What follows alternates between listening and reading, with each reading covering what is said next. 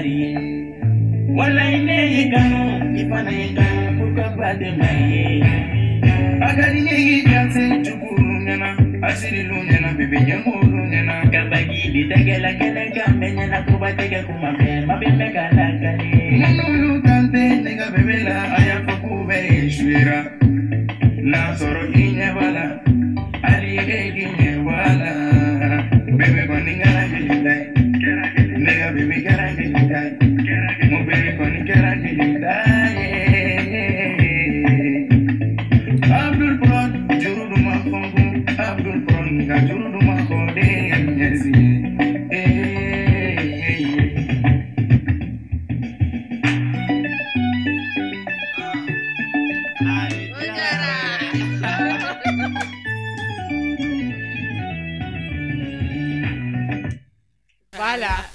Donc on va donner voilà. Dina émission cadre n'a mais ko Star Show dama dama de liya. Et puis on me mɔgɔ wele ta sɔrɔ olu bɛ show de n'a fɔ anw yɛrɛ. O tuma la ko bɛ yen bi. Donc Miss ça va? Oui Dina ça va? Kan poster. Alhamdulillah. Ɲɛbula. Motivelen don showlen don. Ɲɛbula yɛrɛ. Ne yɛrɛ ninnu ne dɔrɔn ni showlen tɛ yɛrɛ bɛ show. Ayi hali n'a y'a sɔrɔ kunkolodimi b'i la a b'i bila. Kɔrɔ kan minnu ma tɛ bi donc an ka kunkolodimi bɛɛ banna. Ok.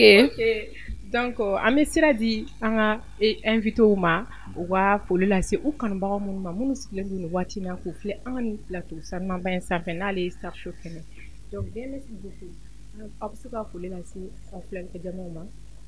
Yo ici Demes donc o kelen de don la famille aw yɛrɛ ɲɛ b'an na cogo min an bɛ Mali kunnafoni TV sanfɛ donc an ka foli b'an lajɛbaga bɛɛ ye 100 au nom de la Demes donc o kelen de don an bɛ ɲɔgɔn bolo show dannen don bi o yɔrɔ min.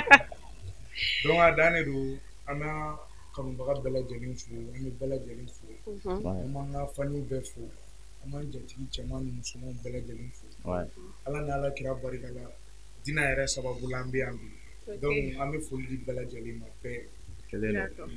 Dina sɔni an ka sira d'u ma u ka na ni an ka kunnafoni ye an bɛ sira d'u ma fɔlɔ u k'u tɔgɔ n'u jamu fɔ an ye parce que bɛɛ b'u dɔn ni Demes de mais u tɔgɔ yɛrɛ n'u jamu an bɛ fɛ k'o dɔn. Bon ne tɔgɔ Mambe Sumbunu. D'accord. Bon ne yɛrɛ tɔgɔ Mampa Sumbunu donc Demes yɛrɛ a ma bɔ yɔrɔ jan wa. Ah donc aw bɛɛ ye famille kelen de ye. An bɛɛ du kelen kɔnɔ. Ah d'accord. Ah ok. Donc ale tɔgɔ Mami ne tɔgɔ Mampa tɔgɔ in fila bɛ M. Ah donc a bɛɛ ye kelen o. M ye quoi. Voilà. Sumbunu na S bɛ daminɛ la. Non ka tɔgɔ a bɛ ɲɛna. D'accord. Ɲɛna yɛrɛ. Donc hukumu kɔnɔna na an bɛna ɲininkaliw tɛnka o ma n'a ma kɛ baasi ye. DMS aw yɛrɛ jɔn. Bon Demes anw ye garankɛw de an y'an mɛn Sumbunu mɔden an fan cini de ye Milmo ye Milmo kelen kelen. Milmo Elsayel. Voilà. D'accord. Donc an bɔra jeli du kɔnɔ garankɛ duba kɔnɔ n'o ye Sumbunu la ye. D'accord. I y'a faamu o de kun don. Ok o diyara Mame Soumounou, c'est ça? Mampa Soumounou. Oui. D'accord. Pourquoi avez Arapu de choisi, Aouma Djeli a choisi? Bon, amiga minga, amiga fashion de takamao. Parce que devait aller me fasada minasano. Au béo sirakilin. D'accord. Anga ko damne ni fasada, al chini mo ba ngula fasada. Ok. Donc amanga proposition fiena, ami fasada. D'accord, Voilà. ok. Donc il faut akokuma na hobi fasada kuma ni mo mi awuli kata sumero la hobi se kata yin fana ka fasada mo la Sumula. Amo ke alisa. Awo. Abso fana Al dina me dine ouverture ni tombe. au fana kan ka dabsu do ndala mo godum. D'accord. Mampa Soumounou, on me fait gardon. Ako dong di da konnan. Épée ba bolo wa. Ou bien cassette ba bolo wa. C'est-à-dire cassette ni ko cassette album de lo. Album ba bolo ou bien ay épée ka. Bon, actuellement, 100. Ama épée mais mixtape de préparation mégana. Sans courant qu'on a. Parce que ama bara yɛrɛ la an y'a daminɛ déjà. D'accord. Donc a kun kan ka bila avant que sanga yɛlɛma mais comme sankura bɛ nalen siɲɛ kelen. Awɔ. Ani workhouse an bɛɛ ye kelen an bɛ baara la ɲɔgɔn fɛ. Donc a épée bɛna bila sankura kɔnɔ wa surprise baden de b'a kɔnɔ. Inch'Allah. Ok. D'accord. Mais est-ce que aw ni mɔgɔ dɔ delila ka featuring kɛ ɲɔgɔn fɛ? Featuring i n'a fɔ mɔgɔ lakodɔnnen ou bien. A mana kɛ a sugu sugu dɔw bɛ u lakodɔnnen don. A bɛ se ka kɛ rappeur ba dɔw. A ka d'aw ye n'olu fana ka featuring kɛ. Bon actuellement ni mɔgɔ ma featuring. Mɔgɔ fana ma ɲinɛ aw fɛ. Mɔgɔ b'a ɲini. Mɔgɔ b'a ɲini. Mais a man d'aw yɛrɛ de ka kɛ ni moment in na. Bon an bɛ fɛ an ni mɔgɔ minnu k'a kɛ fɔlɔ an tɛ k'olu sɔrɔ. Ah d'accord. Voilà. Parce que mɔgɔ ɲuman na n'i ma ɲɛ k'i bɛ fɛn kɛ i b'a kɛ ni mɔgɔ ye min ka taa sanfɛ. Voilà ni an bɛ fɛ an ni girimanw k'a kɛ. Don n'a nataw la an ka kɛ komi aw yɛrɛ ko aw ka kuma kɔnɔna na k'aw bɛ fɛ ani rappeur ba dɔ ka kɛ an ka exemple ta an ka artiste dɔw kan fɔ i n'a fɔ Sidiki Iba ninnu dɔw mana na a bɛ se ka featuring kɛ n'u ye kɔni aw pɛrɛnnen don en tout moment. Air bɛɛ quoi. Anw dala man bɛ air bɛɛ. Voilà. I ma ye. Et puis olu yɛrɛ ka jan fɔlɔ parce que n'i yɛrɛ ka idole ye Seydou de quoi. Parce que hali sisan o kelen don. D'accord. Bon ale fana voix ni Seydou voix ma jan ɲɔgɔn na ye. Voilà i ma ye parce que an kun bɛ Seydou ale kun bɛ Seydou ka vidéo kɛ a kun bɛ bila ne ka compte sanfɛ donc ko ninnu commencera ka vi trop quoi. I ma ye bon Seydou an ka rêve y'an ka featuring kɛ n'a ye. Bon Lilou fana bɛ ten. Mais a ma wuli ka s'u ma. Bon tiɲɛ na an m'a f'u ye sinon an bɛ kuma an ka di. Mais ne fɛ n'i ka rêve ye fɛn fɛn i bɛ taa sira fɛ i ka se ka réaliser cogo min. Ouais o fana ye tiɲɛ mais n'Ala sɔnna tile filanan. Warasogo kalama de ka di dɛ. A kalama de ka di dɛ n'a y'a sɔrɔ kɔni. Mais pourquoi aw bɛ ka hésiter ka a f'u ɲɛna? Bon c'est pas qu'an bɛ ka hésiter quoi. Parce que comme an yɛrɛ bɛ baara nin dɔ la fɔlɔ sisan n'olu bila la parce que an da i b'a dɔn ko filɛ nin ye mɔgɔ tɛ ko foyi kɛ gansan an dalen b'a la toro donc o bɛ réussir dɔɔnin donc an m'an kan bɔ n'o kɛra dɔrɔn o bɛ ka ko tɔ assurer quoi appui dɔrɔn de don voilà o de don. Mais sisan n'i y'a ta réseau sanfɛ aw ka dɔnkili plupart bɛɛ a bɛ mɔgɔ tɔgɔ de kan ka i n'a fɔ Aminata Mariama Aïchata a bɛ olu ta k'o kɛ dɔnkili ye mais a bɛ diya mɔgɔw ye tellement aw ye o idée sɔrɔ cogo di k'o kɛ. Bon olu caman o yɛrɛ de nana ni ne ni dɔgɔnin ka collaboration. D'accord. Parce que en vrai dire ne bɛ dɔnkili da ne b'a sɛbɛn kuma dɔw la mais n'ale y'a da e yɛrɛ tulo kɔrɔ quoi ne yɛrɛ sigilen farigansi kun bɛ i b'a dɔn ne bɛ n sigilen to quoi ne bɛ n ka texte sɛbɛn ne tilalen ne y'a da parce que j'ai commencé avec Fatoumata ne ye Fatoumata sɛbɛn ka tila ne y'a da mɔgɔw ko cɛ ko ni ne ye nin vidéo kɛ ko fɛn min a bɛ réussir ne mana da yɔrɔ o yɔrɔ mɔgɔw bɛ ne apprécier mais nin y'a da ne farigansi bɛ ka wuli donc ne ko k'an k'a kɛ ɲɔgɔn fɛ tan. E k'i da to Fatoumata in na fitinin dɔrɔn. Bon si y'an da. Ok.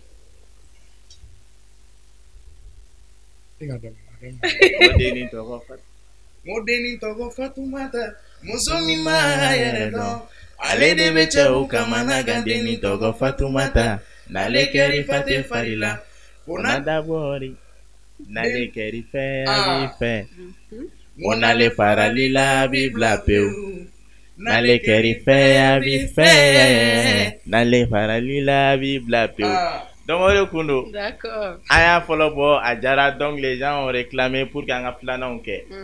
Tel que madame Toro nana imposé trop ba ngile karsa nama fata da me convocation daw. Non, tu verras. Donc enfin na forcément choité moi.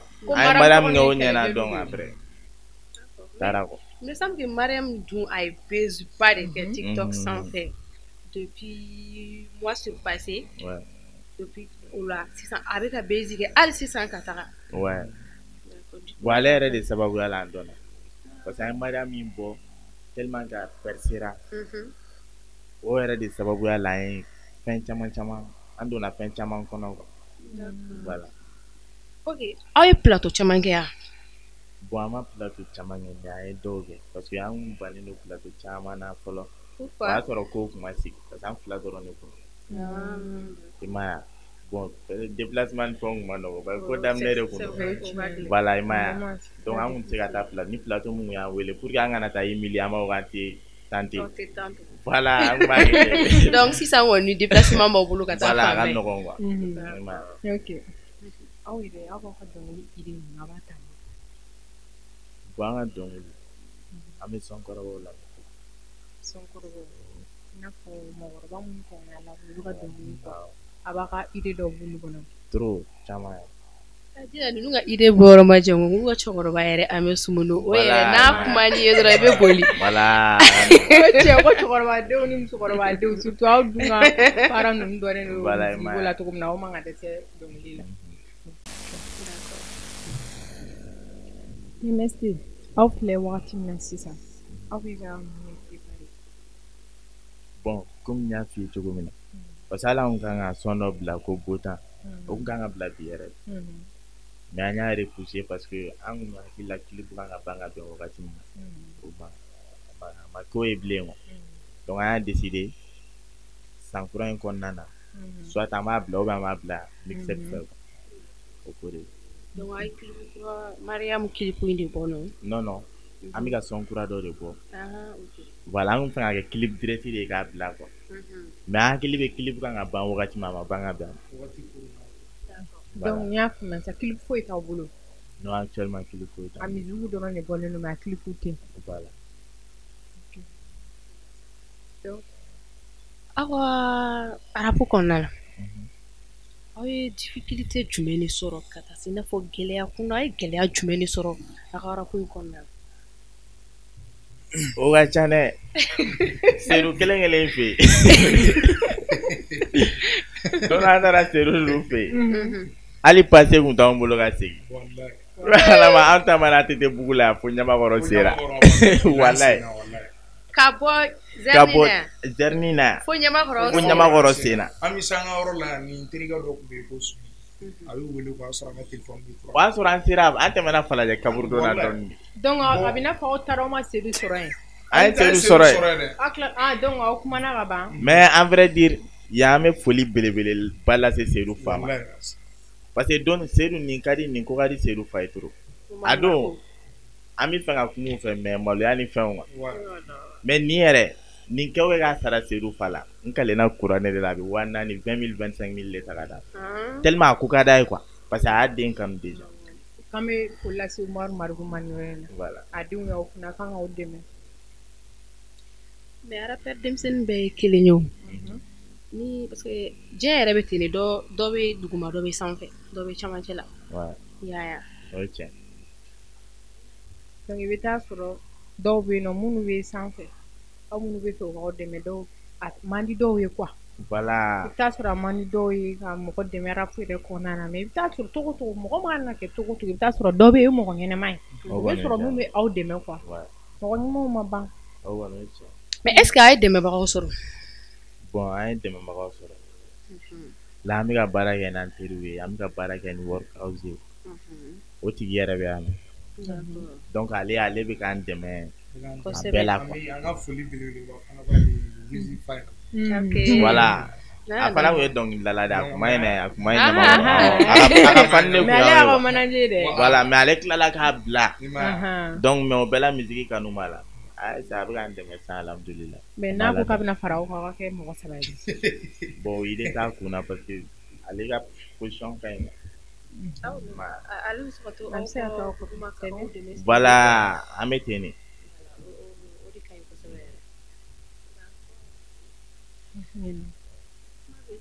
Donc aw yɛrɛ aw filɛ wagati min na aw ka dɔnkilida kɔnɔna na mun de man di aw ye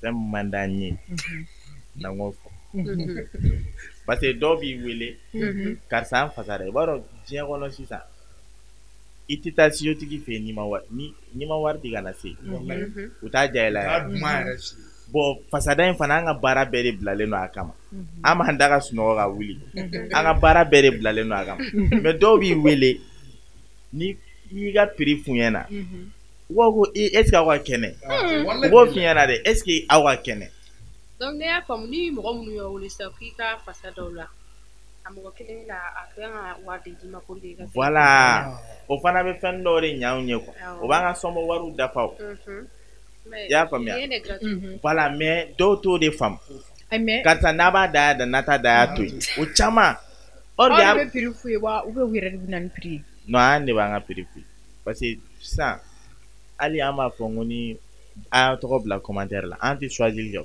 denmɛsi mɔgɔw de bɛ choisir tel que an bɛ fo parce que olu fana b'u ka ko bila a kama an bɛ bɛn fo yan an bɛ sare fo yan voilà donc sisan olu bɛ choisir kɛ ka karisa ye nin de ta donc an b'olu ta an bɛ baara kɛ n'o ye mais ni i yɛrɛ nana sisan nɔ i bɛ wari an b'an ka prix f'u ye olu bɛ na foyi tɛ kɛ gansan o iPhone feerelaw tɛ nin dɔw bɛ iPhone ci dɔw b'a kɛ tan gansan tɛ koyi o bɛɛ i bɛ tila ka fɛn voilà pour que mɔgɔw ka na donc an bɛ dɔw ta kɛ gratuit pour que mɔgɔw ka na n'i nana i bɛ wari sara mais mɔgɔ minnu fana ta kan ka kɛ gratuit aw b'olu dɔn o kɔni non non non an t'o dɔn sisan supposons ni Bigini ou bien Maramba ko sisan e k'ale fasada est ce que e bɛ se k'a fɔ Bigini ka wari di o yɔrɔ nin ma ne ka intérêt an ka intérêt ba de b'o la parce que ne b'a dɔn n'o dara o kɔfɛ e bɛna surprise bɛ se voilà surprise bɛ kɔfɛ après bezu bɛ wa hɛrɛ bɛ yen fana kɔ o kɔni ala o kɔrɔ ala sɔnna voilà voilà o ye diyagoya o bɛ kɛ o par exemple ale ye dina yɛrɛ ne ko k'an ye fasada ou bien tan an b'o kɛ n'a bɛna kɛ fasa kɔni a tɛna wari kɔni minɛ a ye wari tɛ bi yɛrɛ n'o tɛ dina i m'a ye et puis an b'a fɔ mɔgɔw ɲɛna f'u k'o yɔrɔ faamu parce que an ka fana ka baara de don fɛn yɛrɛ filɛ baara ko de ka nafa de sɔrɔ a la n'i ko mɔgɔ yɛrɛ ka don studio yɛrɛ la o y'a damana fɛn dɔ de ye voilà aw bɛ habillement kɛ aw bɛ déplacement na aw bɛ crédit ta donc en tant que ni donna nin na ka ban mɔgɔ tɛ masa t'a di ma e de b'a di ale ma problème bɛ yen de voilà et puis sisan an bɛ foli kɛ an bɛ foli di an ka marraine fana ma Matu Kulibali ale ni Metu Tarawele voilà olu fana u b'an dɛmɛ kosɛbɛ awɔ voilà ale Matu in fana y'o fasa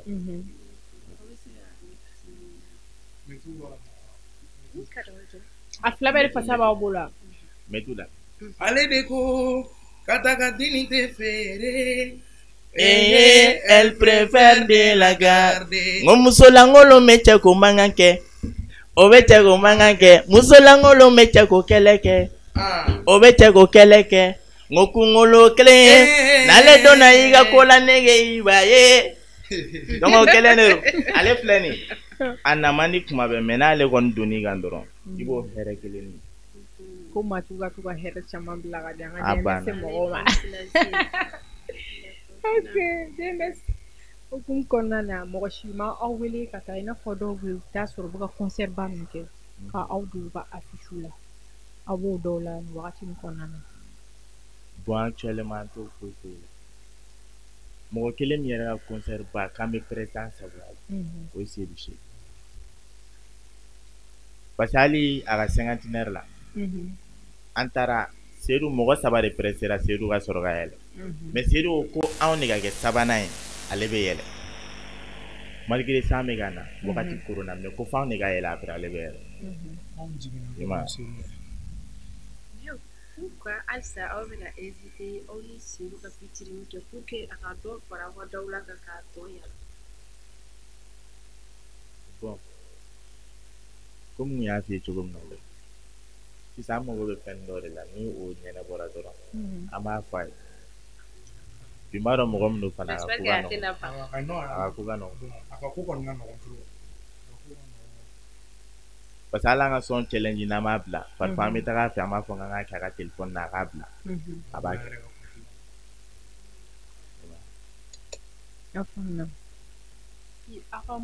A ye maramuso min fana da donc a bɛ n'a fɔ maramba terimuso dɔ fana bɛ yen nɔ question in diyara a ye donc a y'a lase maramba ma maramba y'a lamɛn donc k'a tun bɛ fɛ ka aw wele a ka anniversaire la o ko kɛra cogo di. bon nin kɛra yanni maramba ka anniversaire yɛrɛ cɛ muso in sini kan donc o k'ale ni maramba ka di a bɛ k'a fɛ kuma bɛɛ quoi et puis a ka d'a ye fana a ka anniversaire bɛ nalen an ka taga parce que k'ale ye sɔn yira maramba la i m'a ye bon après anniversaire kɛra an ma bɔ foyi an ma wele quoi voilà an ma bɔ foyi kalama et puis ala kun y'a fɔ ko maramba k'a bɛna vidéo kɛ bi a b'a bila an m'olu si ye quoi mais n'a kun moyen b'a wagati ka maramba yɛrɛ ye ka sɔn in bonya d'a kan ni sɛbɛ ye an kun b'a kɛ mais an ma occasion sɔrɔ an ma mɔgɔ sɔrɔ ale de y'a fɔ ɲɛna quoi voilà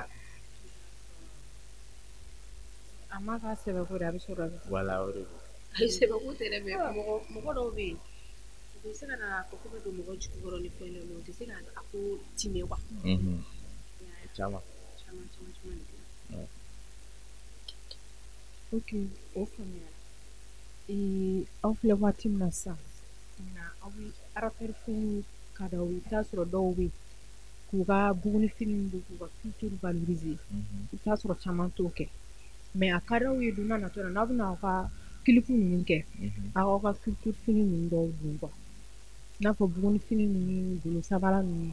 ouais pourquoi pas o bɛ kɛ o diyagoya de o ni sɔn thème bɔra i b'a dɔn sɔn fana bɛ clip fana fini dontaw bɛ dépend a fɛnw de kan ye fɛn min bɛ clip sɔn kɔnɔ a bɛ baara kɛ n'olu siraw de voilà peut-être sɔn dɔw bɛ yen nɔ i b'a sɔrɔ o tɛ se ka kɛ i b'a fɔ a ka rappel bɛ ka yɛrɛ i ka yɔrɔ ka kɛ yɔrɔ ɲuman ni ka clip ka kɛ mais i b'a sɔrɔ sɔn dɔw t'o permettre quoi diyagoya i bɛ taa kɛ kungo kɔnɔna de donc n'an ka fɛn bɛnn'a ma don o don an b'a kɛ voilà o de don.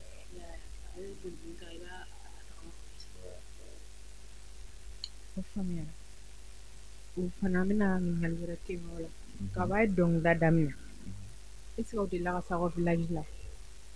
an ka village la non an ma deli ka sigi est ce que aw bɛ yɔrɔ dɔn yɛrɛ. ne b'a yɔrɔ dɔn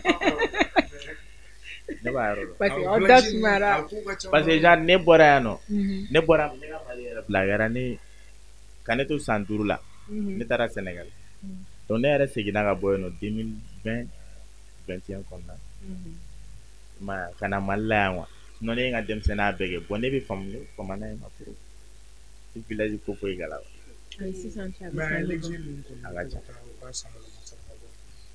mais an bɛ yɔrɔ min na sisan hali ni aw ko aw bɛ taa u tɛna sɔn bon n'a ka d'an ye non parce que pourquoi aw bɛ étape min suivi la sisan c'est pas facile dɔw ka taa u ka village la en moment na ouais o fana ye tiɲɛ fo n'a kɛra o ko ten ɲininkali wɛrɛ la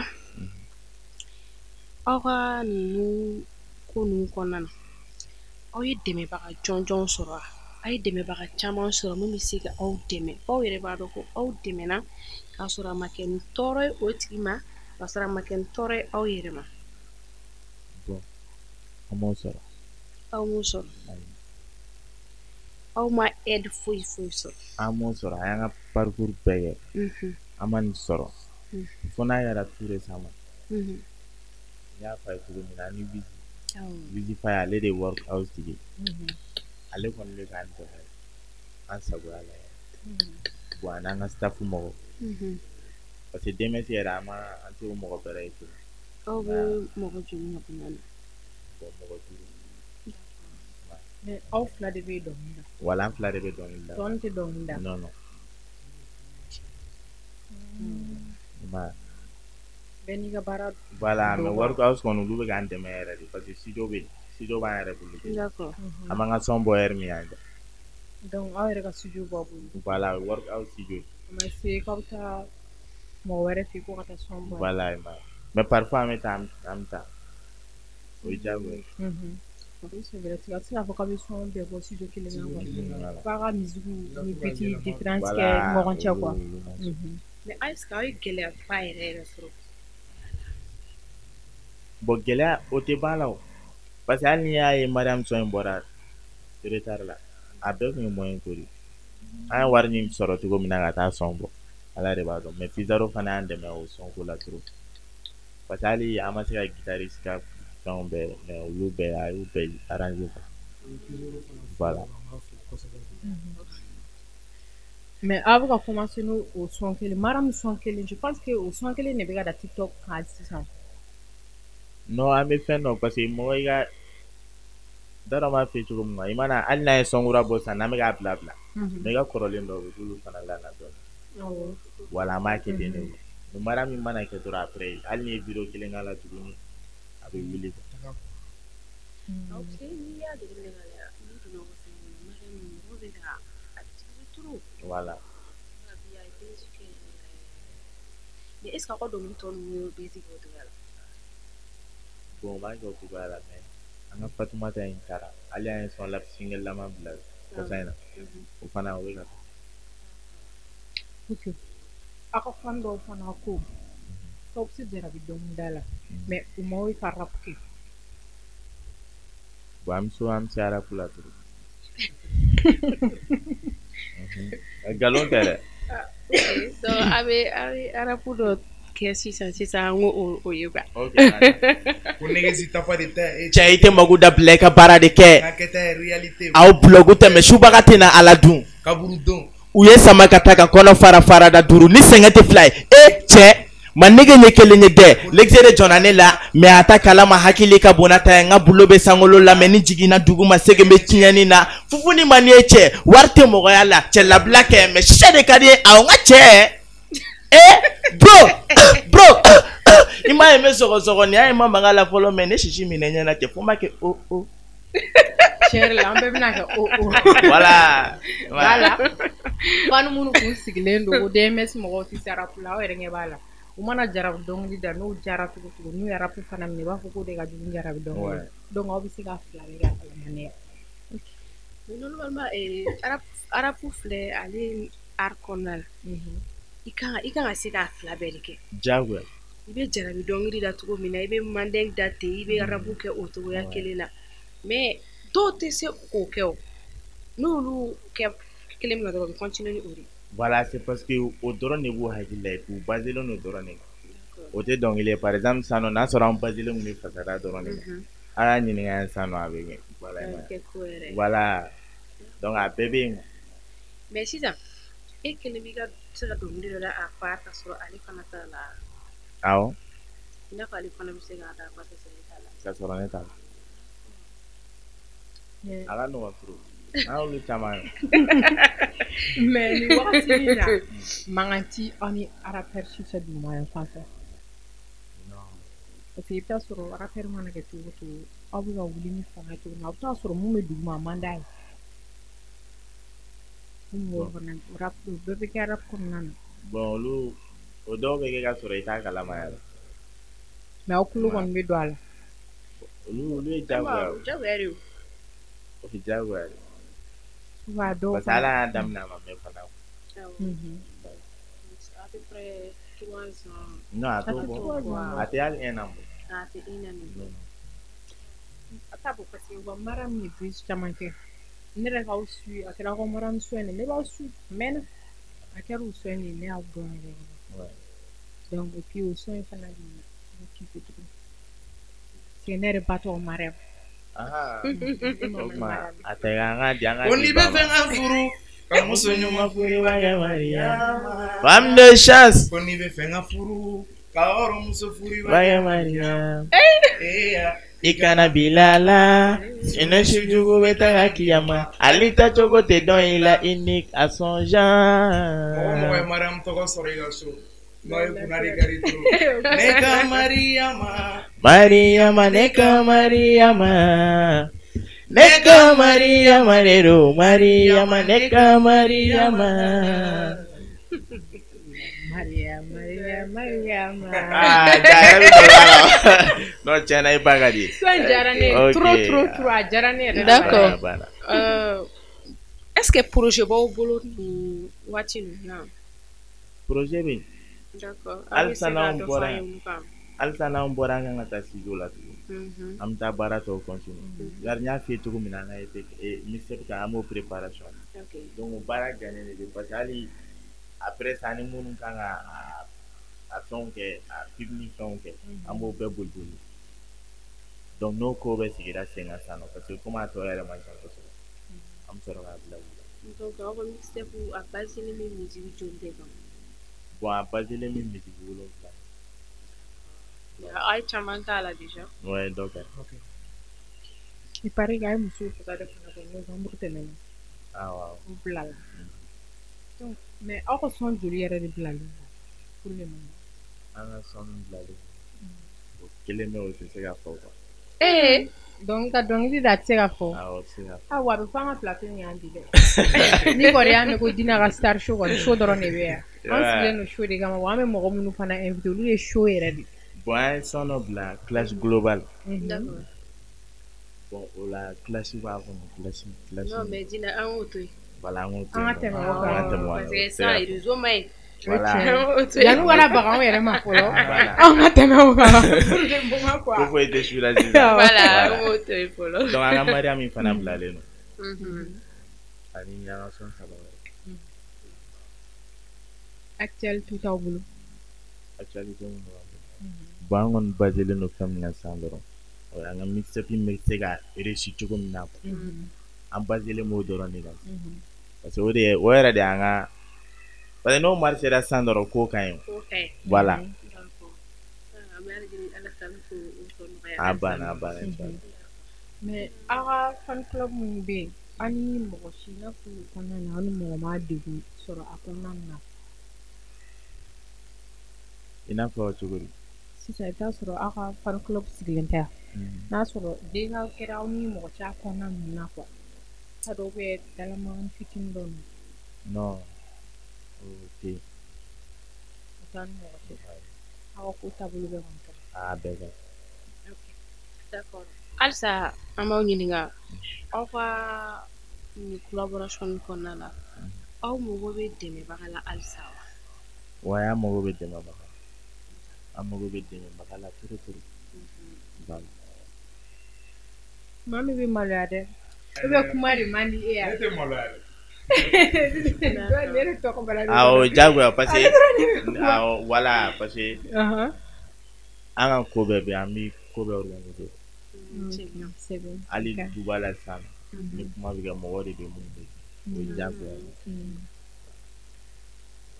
weleweleda da kan jumɛn de bɛ aw bolo k'a fɔ aw kanubagaw ye nin wagati in na bon parce que weleweleda kan b'an bolo ala ka compte YouTube dɔ fana ko ɲagaminen dɔ dɔn donc n'an ko mɔgɔ ka tubabu n'an ka chaîne YouTube la cogo cogo u bɛ taa compte kɔrɔ in puisque o bɛ 12 000 vues la u bɛ t'u abonné o de la o compte tɛ ka marché tuguni voilà o tɛ ka marché donc an ka compte kura bɛ yen nɔ an b'a ɲini bɛɛ fɛ bɛɛ ka t'i abonné o la u ka partager mais aw ma différence kɛ aw ka compte kɔrɔlen ni compte kura cɛ différence foyi t'an ni ɲɔgɔn cɛ parce que yɔrɔ artiste kɔni n'u ye compte don ni tɔgɔ fila nana min abonné ka ca bɛɛ bɛ basé o de kan parce que anw yɛrɛ ka recherche la an ye o de ye voilà an ye o de ye donc an fana ye baara kɛ o de fana kan donc aw tun bɛ différence dɔ don ani ɲɔgɔn cɛ pour que aw kana na perdre mɔgɔw la halisa parce que halisa mɔgɔw bɛ ka t'u abonné o de ye ala ye sɔnkura in bila dɔw fana bɛ weleli kɛ karisa ma sɔn in ye dɛ o de k'a bilalen don u bɛ ka taa compte kɔrɔlen de kan o de bɛ na aw tun bɛ différence dɔ de kɛ compte kɔrɔlen ni kura cɛ walasa a bɛɛ bɛ se ka abonné cogo min na partage bɛ caya commentaire bɛ caya cogo min o fana ye tiɲɛ an bɛna tila k'o fana sɔrɔ nin kɔfɛ DMS aw bɛ baara wɛrɛ kɛ mun tɛ rap kɔnɔna ye bon an bɛ baara wɛrɛ an ye marakaw maraka kɔni u bɛ baara bɛɛ kɛ voilà donc bitigi b'an fa bolo suguba la bitigi 3 d'accord donc an bɛ taa yen wula fɛ an bɛ se aw bɛ tile suguba la wula fɛ aw bɛ taa so voilà mais a ma kɔlɔlɔ lase aw ka dɔnkilida kɔni ma bon a b'a lase a ma cogo di parce que n'i y'a jateminɛ kuma dɔ hali ka son challenge kan ka bila par exemple wulafɛla bɛɛ kɔni bɛ vidéo plupart bɛɛ bɛ vidéo kɛ wulafɛ mais i t'o temps sɔrɔ jagoya i b'a programme ka bila sufɛla la ko sufɛla dun na sa i mago bɛ lien min na ni mago bɛ vidéo qualité min na kuma dɔ i t'a sɔrɔ donc i mana min sɔrɔ o la sa i b'o de mais est-ce que aw ka dɔnkilida ka di aw parents ye bon a ka di u ma kuma a la n'a ka di aw parents kɔni lala sɔni kuma ka lamɔw na u ka dɔnkilida min bɛ yen n'o ye Mariama ye an bɛ fɛ k'o k'a la u k'o kɛ ka jama ɲɛbɔ sira la halisa an bɛ a fɔ u kanubagaw ye halisa u ka taa u ka chaîne YouTube la u ka taa baara k'a kan parce que arabu tɛ san sɔrɔ n'a kanubaga tɛ quoi aw ka taa abonné u la a k'u partager ka taa yɔrɔ la u tɛ se yɔrɔ minnu na yaya donc ni partage cayara a ka ca ala fɛ olu yɛrɛ mɔgɔw bɛ objectif min na u b'a sɔrɔ a ka taa abonné u ka compte TikTok la n'u ka compte Facebook voilà bɛɛ ka tia bɔ an ka compte kura la inchallah comme o bɛ 500 et quelques abonnés la a ye taa partager a ka layɛlɛ halisa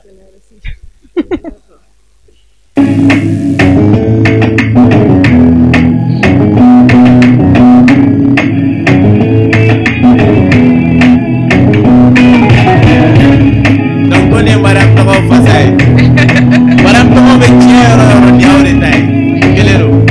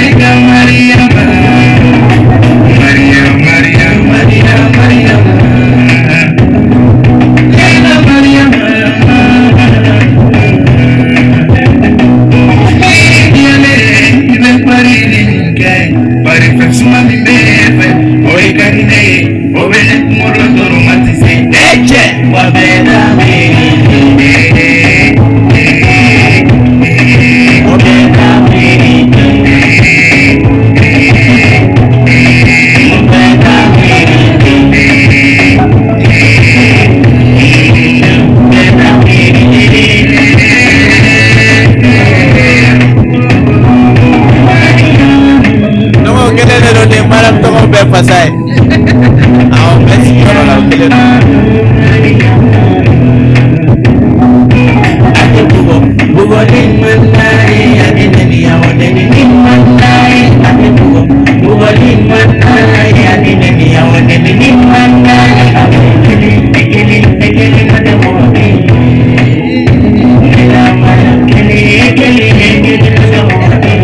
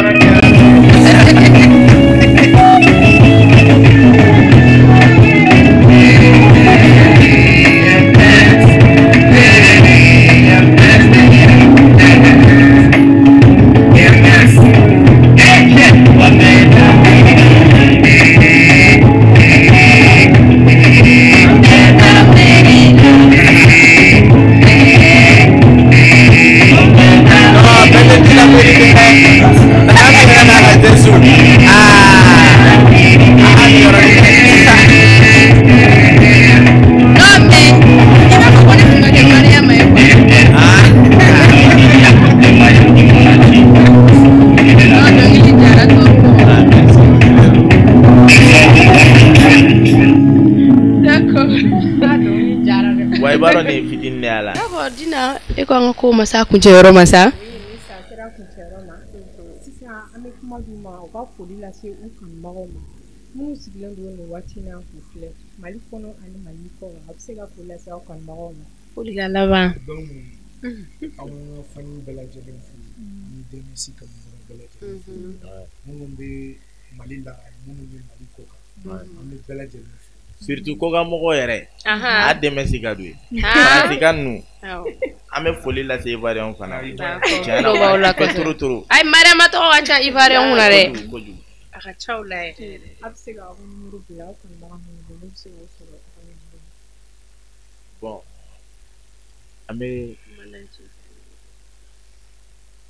boy na mo yɛrɛ ka numéro bila aw bɛ se ka manager ka numéro di 70 ok 03 03 31 31 05 05 d'accord ni mɔgɔ mago bɛ dɛmɛ si la a bɛ se k'an sɔrɔ numéro d'accord voilà ayiwa a kanu wele k'u tɔɔrɔ dɛ parce que sisan mɔgɔ caman bɛ yan n'i ye numéro bila dɔrɔn u bɛ weleli kɛ k'aw sɛgɛn u mago bɛ mɔgɔ de la mɔgɔ minnu kanubagaw ye mɔgɔ minnu kanubagaw ye n'u bɛ se ka dɛmɛ las'u ma u mago bɛ u mago de la mais n bɛ weleli kɛ n kanubaga o bɛ yen mais an bɛ ala deli welebaga ka caya ka taa se kanubaga kunda ka dɛmɛ kɛ de u mago bɛ dɛmɛ belebeleba la fanu aw ka dɛmɛ b'a la kosɛbɛ kosɛbɛ kosɛbɛ wa fani banen t'a la dɛ wele ko fanu banen o t'a la mais i bɛ se k'u wele kɔni aw ka di a banna surtout a ka da o dɔrɔn ma d'accord se ka numéro filanan di 83 82 60 24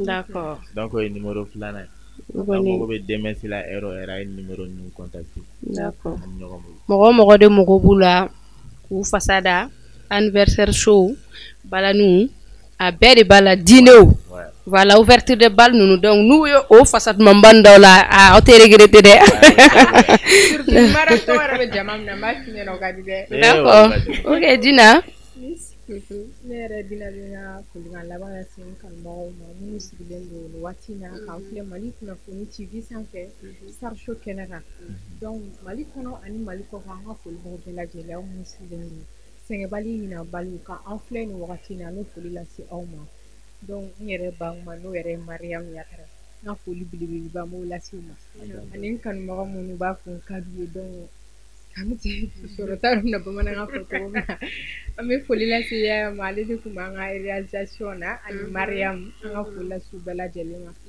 donc Miss yɛrɛ bɛ se k'i ka folikan laban d'accord folikan laban bɛ ne bolo o ye an b'a fɔ an kanubagaw ye u ni ce u yɛrɛ minnu tɛ san sɔrɔ juru kɔ kan n'i y'a mɛn rappeurs dɛmɛbagaw de don halisa mɔgɔw mago bɛ dɛmɛbagaw la donc folikan laban bɛ yen an b'a ɲini ala fɛ ala ka ni ɲɔgɔnna wɛrɛ yira an na ani rappeurs wɛrɛw inchallah o folikan ne tun bɛ ne bolo DMS mɔgɔw yɛrɛ aw yɛrɛ merci beaucoup aw ka layidu la